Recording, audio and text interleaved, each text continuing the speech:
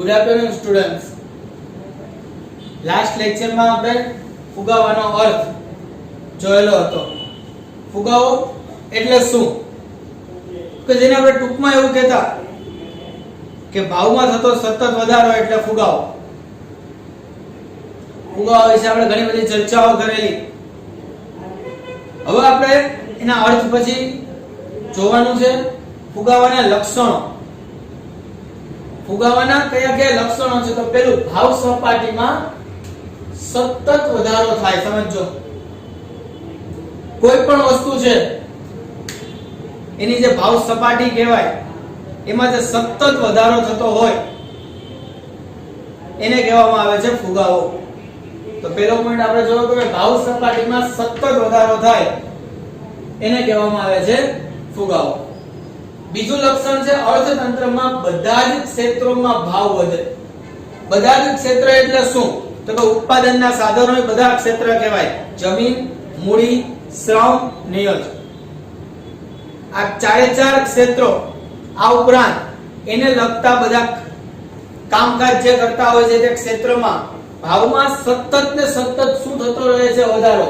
એટલે કે દરેકે દરેક ક્ષેત્રમાં ભાવ વધે. પછી અનાજ કરિયાણામાં ભાવ વધે, મોબાઈલ ની અંદર પણ ભાવ વધે, કોઈ ઇલેક્ટ્રોનિક આઇટમ બીજી લેવા જાવ એની અંદર પણ ભાવ વધે, કોઈ કાપડ ઉદ્યોગ છે એમાં પણ ભાવ વધે, કોઈ ફર્નિચર છે એની અંદર પણ ભાવ વધે.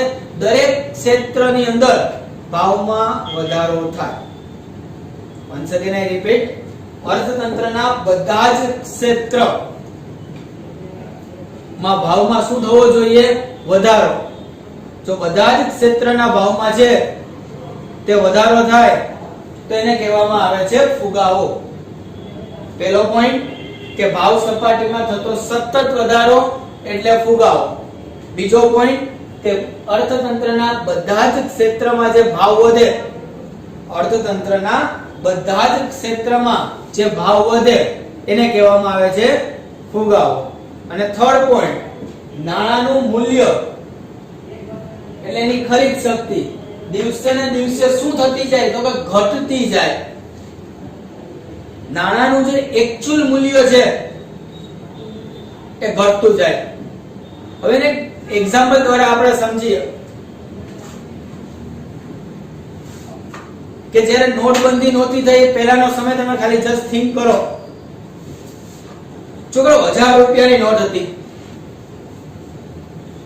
અને આમ 1000 ની બે નોટ પડી હોય તો આ માણસ આમ કહે કે જો 2000 રૂપિયા પડ્યા છે. સમજો નાણાંનું મૂલ્ય હતું, નોટબંધી આવી, 1000 ની નોટ બંધ થઈને જગ્યાએ 2000 ની નોટ આવી. અત્યારે એક સામાન્ય પોકેટ ની અંદર, સામાન્ય વોલેટ ની અંદર બેવડી વાળીને 2000 ની નોટ રાખી દીધી હોય, વેલ્યુ જ નથી કાંઈ. તમે માર્ક કરજો. મતલબ એવો નથી કે 2000 નું મૂલ્ય પેલા કરતા વધી ગયું છે, ઘટી ગયું. છોકરાઓ મૂલ્ય તમે જો કે અત્યારે 2000 એ તો હોય, એમાં શું ફેર પડે? તમે જો એક સમય 2000, ઓહો 2000 રૂપિયા, અત્યારે 2000 તો કોમન છે. તો છેલ્લા 5 વર્ષમાં તમે જો તો નાણાંનું મૂલ્ય ધીમે ધીમે ધીમે ઘટતું ગયું. એવું બીજું એક્ઝામ્પલ છે કોમન કે આજથી 15-20 વર્ષ પહેલા કોઈ વ્યક્તિ બહાર ખાલી ખરીદી કરવા જતો.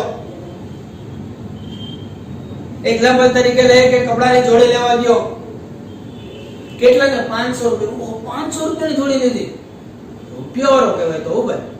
કામ 500 રૂપિયાની જોડી લઈને આવ્યો. અત્યારે 3-4 હજારની જોડી, 3000 ની જોડી.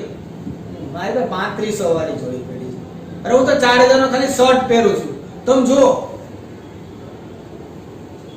એ 3-4 ની જોડી અત્યારે આવે છે, પણ એક સમયે 500 રૂપિયા, ઓ 500 રૂપિયા, અત્યારે 4000 બસ 4000 સામાન્ય વાત છે. તમે જો નાણાંનું જે મૂલ્ય શું થતું ગયું? ઘટતું ગયું. એ સમય 4000 રૂપિયાનું તો એવું નતું. 4000 રૂપિયા એ સમય હતા જ. આ સમય 4000 રૂપિયા છે, પણ બે સમયમાં એનું મૂલ્ય તમે જો. બે સમયમાં 4000 રૂપિયાનું મૂલ્ય કેવું થઈ ગયું? અલગ અલગ. અત્યારે મૂલ્ય દિવસે ને દિવસે ઘટતું જાય છે. આવતા 5 વર્ષ પછી તમે જો, અત્યારે જે 1000 2000 નું મૂલ્ય છે, આવતા 5 વર્ષ પછી એનું મૂલ્ય ઘટી જશે.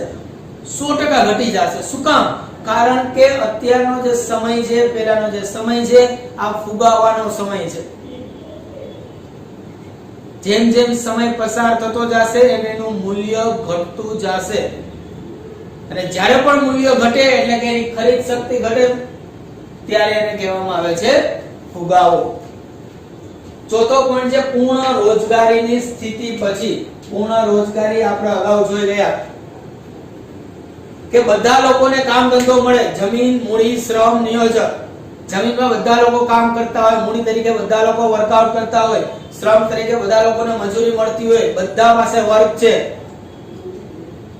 ઉત્પાદનના ચારે ચાર સાધનો વર્કઆઉટ કરે છે, બધા પાસે કામ ધંધો છે, તો એને પૂર્ણ રોજગારી કહેવાય.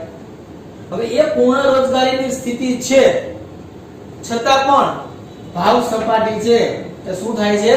વધતી જ જાય છે. ખાસ કરીને મિત્રો વિકસિત દેશમાં આ પરિસ્થિતિ વધારે જોવા મળે. વિકસિત દેશમાં આ પ્રકારની પરિસ્થિતિ છે તે સૌથી વધારે જોવા મળે. પૂર્ણ રોજગારી હોવા છતાંય ભાવ વધે અને એની અસર સીધી ફુગાવામાં પરિણમે. પૂર્ણ રોજગારી હોવા છતાંય ભાવ વધે અને એની અસર ક્યાં થશે? સીધી ફુગાવા ઉપર થશે. તો આને કહેવામાં આવે છે ફુગાવાના લક્ષણો. વન્સ અગેન ભાવ સપાટીમાં થતો સતત વધારો એટલે ફુગાવો. અર્થતંત્રના બધા જ ક્ષેત્રમાં જે ભાવ વધે એને કહેવામાં આવે છે ફુગાવો. નાણાંનું જે મૂલ્ય છે દિવસે ને દિવસે ઘટતું જાય તો એને કહેવામાં આવે છે ફુગાવો. પૂર્ણ રોજગારીની સ્થિતિ પછી પણ વધતી ભાવ સપાટી શું છે? ફુગાવો. સાથે એક એક્ઝામ્પલ, 5 વર્ષ પહેલા ડેરી મિલ્ક આવતી, અત્યારે પણ આવે છે. 5 વર્ષ પહેલા બાલાજીની વેફર આવતી, અત્યારે આવે છે. ડિફરન્સ વિચારો બે વચ્ચે. વિચાર્યું તમે? મિત્રો અત્યારે જે 10 ની ડેરી મિલ્ક આવે છે ને એ પહેલા 5 ની આવતી હતી, અત્યારે એક કટકો થઈ ગયો છે. 5 ની જ મળે છે, વાત સાચી. પણ તમે જો નાણાંનું મૂલ્ય છે શું કરી દીધું છે? બાલાજી વેફર 5 ની તમે જો ભાગ્ય જ્ઞાન જોવા મળે છે. પેલા 5 ની જે વેફર આવતી એમાં જે ક્વોન્ટિટી આવતી હતી, ક્વોલિટી તો સરખી જ છે, ક્વોન્ટિટી આવતી હતી, અત્યારે 10 ના વેફરમાં આવે છે. નાણાંનું મૂલ્ય શું કરી દીધું? ઘટાડી દીધું. નાણાંનું મૂલ્ય શું કરી દીધું? ઘટાડી દીધું. રેડી? તો આ ફુગાવાના 4 લક્ષણો છે. એની સાથે સાથે સમજવા માટે થઈ અમુક બાબતો ધ્યાનમાં લેવી જરૂરી છે કે સમજાય આપણને કે ફુગાવો એક્ચ્યુઅલ શું છે. નો ડાઉટ ફર્સ્ટ લેક્ચર ની અંદર આપણે ઘણા બધા એક્ઝામ્પલ દ્વારા એને સમજ્યા, પણ હજી પણ આપણા ફિલ્ડ ની અંદર, હજી પણ આપણા ગવર્નમેન્ટ ફિલ્ડ ની અંદર, કોર્પોરેટ ફિલ્ડ ની અંદર ફુગાવાની પરિસ્થિતિ છે. પણ આપણને ખબર ન પડે કે આને ફુગાવો કહેવાય. આપણને ખબર ન પડે કે આને ફુગાવો કહેવાય. તો એ આપણે આની અંદરથી જોવાનું છે કે સરકાર કાયદા દ્વારા, સરકાર છે એ કાયદા દ્વારા સબસિડી લાવે અને ભાવ સપાટી શું કરશે? તો કે દબાવી રાખશે. તો ભાવ ન વધે એને કહેવામાં આવે છે ફુગાવો. સ્કૂલની અંદર બુક બનાવવાની રહેશે. જો બુક નહીં બનાવો તમને માર્ક્સ નહીં આપવામાં આવે. આ કરવું પડશે તો ઇન્ટરનલ તમને માર્ક આપવામાં આવશે. હવે બે પ્રકારના પરિસ્થિતિ, બે પ્રકારના સંજોગો અહીં ક્રિએટ થાય છે. જ્યારે શિક્ષકને એવું લાગે કે ભાઈ જો વિદ્યાર્થીનું રિઝલ્ટ ઓછું આવશે, once again I repeat my point, જો શિક્ષકને એવું લાગે કે વિદ્યાર્થીનું રિઝલ્ટ ઓછું આવશે, મને કાઢી મૂકશે સ્કૂલમાંથી. હવે શું કરશે? શિક્ષક છે બુદ્ધિશાળી તો હોય જ, એ બુદ્ધિનો ઉપયોગ કરશે. એક્ઝામ લેવાની, સાવ સહેલું પેપર, સાવ રફલી ચેક કરવાનું, 3 માંથી 2.5 માર્ક આવતા હોય 3 દઈ દો, 2 આવે છે 2.5 3 આપી દો, દઈ દો માર્ક. રિઝલ્ટ બધાનું કેવું આવ્યું? High profile. 50 માંથી 40, 42, 45, 50 માંથી 50, 48. કેટલા લોકો ખુશ થયા? સાહેબ અમે પેલા ખુશ થયા કા? ઘરે તો પપ્પા 50 માંથી 48 માર્ક, પપ્પા 50 માંથી 45 માર્ક.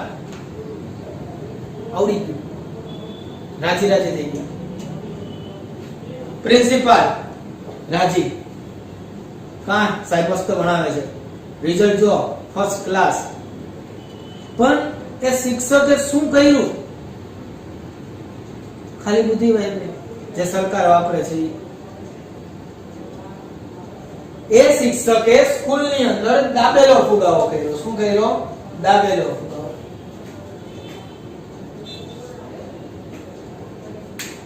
લોકો બધા ખુશ, એની ઉચ્ચ સપાટીના માણસો બધા ખુશ, બધા લોકો ખુશ. એની નોકરી તો કે ગુડ. હવે તમે વિચારી આ પરિસ્થિતિ કેવી ઊભી થાય? આ પરિસ્થિતિને દાબેલો ફુગાવો કહે છે, કે કોઈનો વિરોધ નહીં કરે. કાં તો કે છોકરાઓ નાના સાહેબ સારા છે, કાં તો કે 48 માર્ક આવ્યા સબ્જેક્ટમાં, સાહેબ બહુ સારા. બીજા શિક્ષકો નાના એના સબ્જેક્ટના રિઝલ્ટ બહુ સારું આવે છે. પેરેન્ટને પૂછ્યું, નાનામાં છોકરાને બધું આવડે છે, તો એના માર્ક જો. સાચું તો શિક્ષકને જ ખબર છે, એમ સાચું તો સરકારને જ ખબર છે. સાચું તો સરકારને જ ખબર છે. ગરીબી વયથી એક કામ કરો, બધાને 5,000 રૂપિયા ખાતામાં આપી દો. ગરીબી વયથી બધાને ખાતામાં 5,000 આપી દો.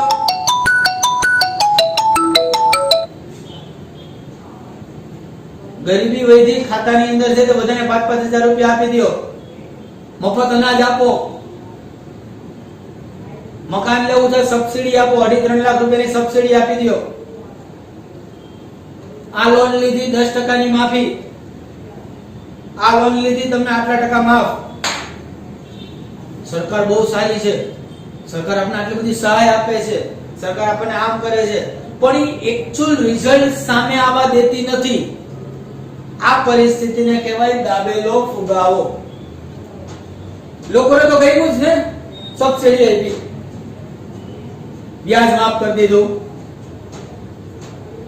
પણ એનું રિઝલ્ટ જે લાસ્ટમાં આવશે કે અલગ જ હશે. જેમ અત્યારે સમયમાં જો લાઇટ બિલ માફ કરી દીધું,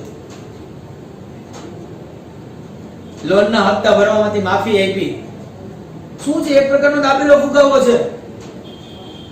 તમે 3 હપ્તા 4 હપ્તા નથી ભરતા, 3-4 હપ્તા 1 વર્ષ પછી જ્યારે તમે એનું સ્ટેટમેન્ટ કઢાવશો ત્યારે તમારે કેટલા વ્યાજ સહિત ભરવાના થશે, જસ્ટ થિંક અબાઉટ ઇટ. અત્યારે તો ગુડ, બધાને ગયું. તો આ બધી પરિસ્થિતિ છે એ ગવર્નમેન્ટ દ્વારા કોઈને કોઈ રીતે કોઈને કોઈ સંજોગોમાં છે જે ક્રિએટ કરવામાં આવતી હોય છે, જેને કહેવામાં આવે છે દાબેલો ફુગાવો. સેકન્ડ છે, જો અર્થતંત્રમાં ટૂંકા સમયગાળા માટે, શોર્ટ ટર્મ માટે, અમુક જ સેવા કે વસ્તુ માટે ભાવ વધારો લાગુ પડ્યો હોય તો એને ફુગાવો કહેવાય નહીં. જો 1-2 મહિના માટે કોઈ વસ્તુના ભાવ વધે તો એને ફુગાવો ન કહેવાય. વચમાં આપણે જોયું તો ડુંગળી બટાકાના ભાવ છે વધી ગયા હતા, 100-150 રૂપિયાની કિલો ડુંગળી થઈ ગઈ હતી, તો એને ફુગાવો ન કહેવાય, કારણ કે એ સમય હાર્ડલી 15-20 દિવસ સુધીનો જ હતો. 15-20 દિવસ પછી ઓટોમેટિક એ ડુંગળી બટાકાના ભાવ છે તે 20-30 રૂપિયા થઈ ગયા હતા. તેને ફુગાવો ન કહેવાય, કારણ કે ટૂંકા ગાળા માટે હતો એટલે એને ફુગાવો કહેવાય નહીં. એ તો કોઈ વેપારીઓ દ્વારા કરવામાં આવેલી એક બુદ્ધિશાળી પ્રક્રિયા કહેવાય કે જે ભાવ વધારામાં પરિણમતી હોય છે. પણ ઘણી વખત શું થાય છે વિદ્યાર્થી મિત્રો, કે આપણે એના ફુગાવો સમજીને બેસી છે કે લોકડાઉનના 1.5 મહિના દરમિયાન તું બધા અનુભવેલી છે, પપ્પાને ખાસ પૂછજો લોકડાઉનના 1.5 મહિના દરમિયાન 30 ને 40 રૂપિયાની ફાંકી મળતી હતી. પાન મસાલાના ભાવ 3-4 ગણા થઈ ગયા હતા. શું એના ફુગાવો કેસો? વિચારો ખાલી. છે ટૂંકા ગાળા માટે, છે અમુક જ વસ્તુ માટે એના ફુગાવો કહેવાય નહીં. રેડી? થર્ડ પોઈન્ટ, અર્થતંત્રના જે સાધનો છે એ બેકાર પડ્યા હોય. સમજો કેવા પડ્યા હોય? બેકાર, કામ ધંધા વગરના હોય. એ સાધનો બેકાર પડ્યા હોય તો વસ્તુ કે સેવાના ભાવ વધવાથી આ સાધનો કામે લાગશે અને ઉત્પાદન વધતા ભાવ ઘટી જશે. ઓબ્વિયસલી છે. અમુક સાધનો એમને કામ વગરના પડ્યા હોય, જેનો કઈ યુઝ જ નથી, જેનો કોઈ કરતા કોઈ કાંઈ ઉપયોગ છે નહીં. હવે જે બેકાર પડેલા હોય એ વસ્તુ કે સેવાના ભાવ છે વધે. એમને પડ્યા અમુક વસ્તુના ભાવ વધી જાય અને વધે પછી લોકો એનો ઉપયોગ કરે, બજારમાં વેચવા માટે મૂકે અને વસ્તુ બજારમાં વેચાય છે. તો આ પરિસ્થિતિ પણ સેકન્ડ પોઈન્ટ ની જેમ જ અસ્તિત્વમાં આવે છે. તો ફુગાવો આપણે સમજ્યા કે એક્ચ્યુઅલ ફુગાવો એટલે ભાવ વધારો, પણ કેવો? તો કે સતત ભાવ વધારો અને લાંબા ગાળે થતો ભાવ વધારો. ફુગાવાના લક્ષણો તમને પૂછાય તો આ 4 લક્ષણો તમારે લખવાના રહે. આ ઉપરાંત એને સમજવા માટે કેટલીક બાબતોનું ધ્યાન રાખશું. જો આવો ક્વેશ્ચન તમને પૂછાય તો આ 3 બાબતોનો છે તમારે ધ્યાન રાખવો પડે કે ક્યારે કોને કયા પ્રકારનો ફુગાવો છે તે તમે કહી શકો છો. આવી અલગ અલગ પરિસ્થિતિમાં છે અલગ અલગ વસ્તુઓ આવે છે. ફર્સ્ટ લેક્ચર અને સેકન્ડ લેક્ચર જે ફુગાવાનો તો એની અંદર આપણે ફુગાવાનો અર્થ, વન્સ અગેન ફુગાવાની લક્ષણો અને એને સમજવા માટેની અમુક બાબતો ની આપણે ચર્ચાઓ છે તે કમ્પ્લીટ કરી.